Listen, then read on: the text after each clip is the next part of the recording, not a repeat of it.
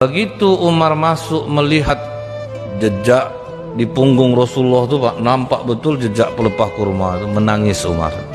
Umar aja yang terkenal zuhud Pak, tidak sanggup dia melihat tubuh Rasulullah seperti itu. Ya Rasulullah, dunia di tanganmu, engkau kekasih Allah. Tapi mengapa kau biarkan Raja Kisra Persia hidup dalam gelimang harta dan kemewahan? Dan kau manusia mulia mau seperti ini ya Rasulullah. Dilihat Umar adalah gandum sedikit bercampur pakai air. Jadi makan Rasulullah tuh hari-hari roti jumaud. Kita nggak akan sanggup makan roti jumaud, roti kasar tuh Pak. Ibaratnya kalau di Holland sering dulu kalau orang nunggu-nunggu tuh Pak, sisa roti yang keras-keras tuh Pak, itu tuh lah jumaud, keras. Itu yang dimakan Rasulullah. Pakai air sedikit untuk melunakkannya, itu yang dimakan. Apa nak nangis Umar dibuatnya Pak? Apa kata Rasulullah? Umar, mereka itu disegerakan nikmatnya di dunia untuk kita nanti di akhirat. Apakah kau tidak ridho? Nah itu yang membuat Umar tetap nangis juga Pak. Tidak bisa dia, walaupun udah dihibur Rasulullah, tetap Umar nangis karena tidak tahan melihat Rasulullah tidur seperti itu. Sebetulnya ada yang melatar belakangi kenapa Rasulullah sampai tidur beralaskan pelepah kurma itu tuh Pak. Nah ini pernah kita ungkapkan ketika istri-istri Rasulullah demo minta tambah uang belanja, kan itu yang mendasarinya Pak. Datang ramai-ramai minta tambah uang belanja, tidak tahan lagi hidup miskin Pak. Sementara orang enak-enak hidupnya, kita kok enggak. Abu Bakar Siddiq melihat dalam satu rombongan istri-istri Rasulullah itu ada Aisyah, oh jalan langsung jalan Abu Bakar Siddiq, di backupnya menantunya, duduk dia di sebelah Rasulullah. Tidak lama datang Umar, duduk pula Umar di sebelah Rasulullah, karena dia nampak anaknya ikut juga. Karena semua diam, Umar mulai membuka cerita. Perlu kita ketahui Pak, istri Umar bin Khattab itu cantik Pak, namanya Atika. Jadi dia pernah agak kurang senang dengan Abu Musa al-Asy'ari, dikarenakan ketika istrinya pergi ke masjid, pas pulang dihadiahkan oleh Abu Musa al-Asy'ari karpet merah. Tersinggung Umar, Pak, ngapa kau terima kado orang nih? Nah, diangkatnya lah Pak, karpet itu dibaliknya, jangan kasih istri aku kado. Cemburu kuat, makanya Umar melarang istrinya ke masjid. Sekalipun Umar tidak melarang perempuan datang ke masjid, tetapi untuk istrinya dia larang, karena istri cantik. Setelah itu Umar duduk di sebelah kiri Rasulullah, Abu Bakar di kanan Rasulullah.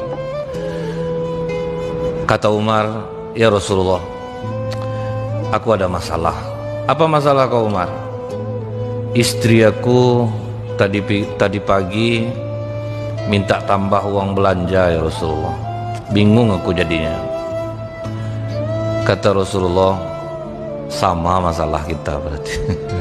Ini pun datang minta belanja sama aku. Bayangkan 9 jumlahnya, kau baru 1. Ini 9. Langsung berdiri Umar, ditekannya bahu Hafsah. Kau ingin menjadi musuh Rasulullah Hafsah? Kok berani kau minta tambah belanja kepada Rasulullah?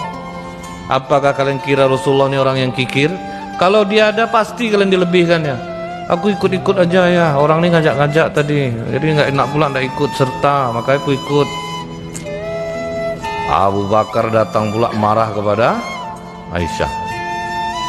Kau ingin menjadi musuh jiwa Rasulullah Aisyah? Tidak ayah, maafkan aku ya, namanya perempuan pasti adalah merasa kekurangan. Jangan kau ikut-ikut seperti ini. Semua diam Pak. Tapi apa reaksi Rasulullah ketika istrinya minta tambah belanja kepadanya? Apakah Rasulullah marah-marah? Tidak. Rasulullah menghajir, mendiamkan. Berapa lama Rasulullah diam? Ya enggak sebentar Pak, 50 hari Pak. Jadi kalau yang ini jangan Bapak amalkan Pak, mohon saya, nanti Bapak tinggalkanlah istri Bapak 50 hari nanti. Gara-gara di sini, ini hanya untuk Rasulullah. 50 hari itu apa yang ditunggu Rasulullah Bu? Wahyu dari Allah. Nah itulah Rasulullah tidur di masjid tuh Pak, beralaskan pelepah kurma.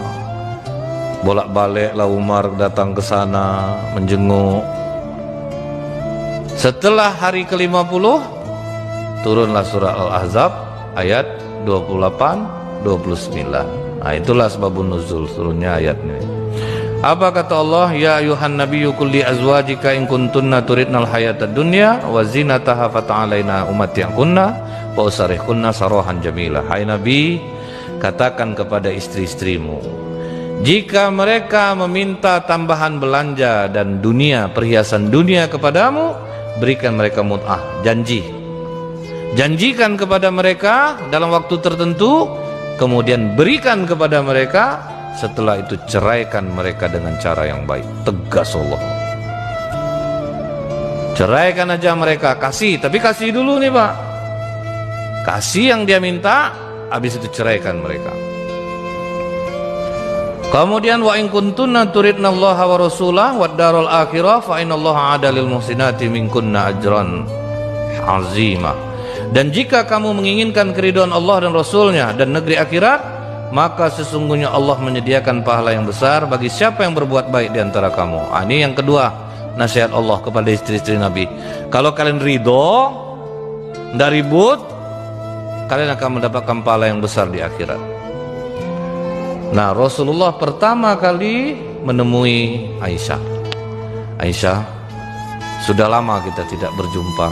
Iya ya Rasulullah, untuk permasalahan kalian meminta tambahan belanja kepadaku, Allah sudah memberikan keputusannya. Dan ini jangan kau langsung mengambil keputusan Aisyah, kau rundingkan dulu kepada kedua orang tuamu. Nah dibacakan Rasulullah kedua ayat ini, langsung menangis Aisyah. Aku ingin mencari keridhaan Allah dan Rasulnya. Aku tidak akan meminta tambahan belanja lagi kepadamu ya Rasulullah. Tapi ada ujungnya dikatakan Aisyah, tapi tolong jangan ayatnya dibacakan ke istri-istri yang lain. Nah, ada juga Pak, keinginan menguasai sendiri itu tetap ada. Nah, tetap ada. Malah Rasulullah, aku ini diutus sebagai guru bagi kalian, bukan untuk memberatkan. Ini ayat untuk kalian semua Aisyah, bukan hanya untukmu. Iya ya, tahu orangnya, orang kan ngomong aja, gitulah Pak ya.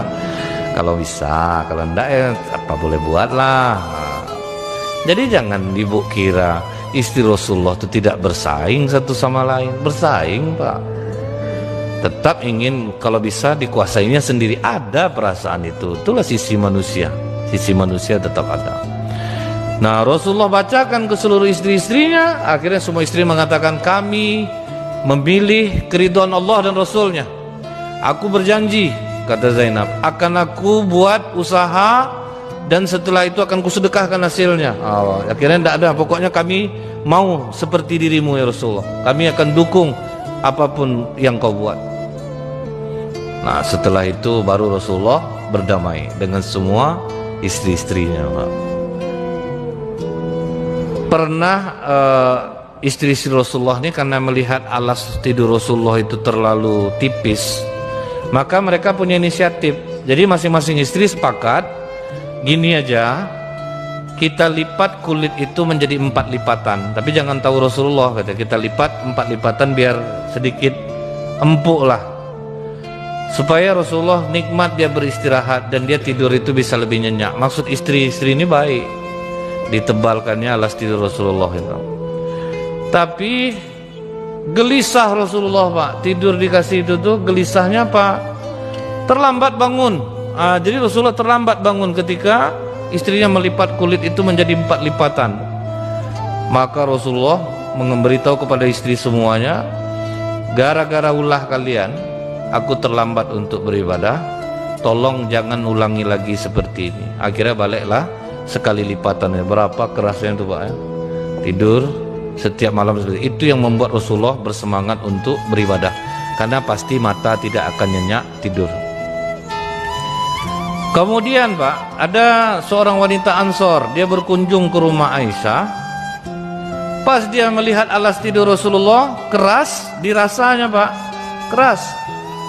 Maka dia pulang ke rumahnya dan dia buatkanlah Pak alas tidur dari wol supaya empuk. Dari wol dibuat supaya empuk. Begitu terlihat oleh Nabi, kata Nabi, ini terlalu mewah. Cuman itu aja Pak, terlalu mewah bagi Nabi. Ini terlalu mewah. Dan Nabi agak tegas dalam hal ini. Tolong kembalikan lagi ke orangnya. Kalau kita kan segan, kita janganlah kita apalagi biar aja, kasih aja lah ke orang. Rasulullah enggak Pak. Kalau untuk itu tegas dia. Balikkan balik Aisyah. Pergi balik, antarkan ke orang yang ngasih tadi. Ini terlalu mewah bagiku. Enggak mau Rasulullah. Tidur empuk. Kemudian Pak, apa doa yang sering dibaca Rasulullah? Ya Allah, jadikanlah rezeki keluarga Muhammad hanya untuk mencukupi kebutuhan. Pokoknya tercukup aja kebutuhan, itu aja lah jadikan rezeki keluarga kami.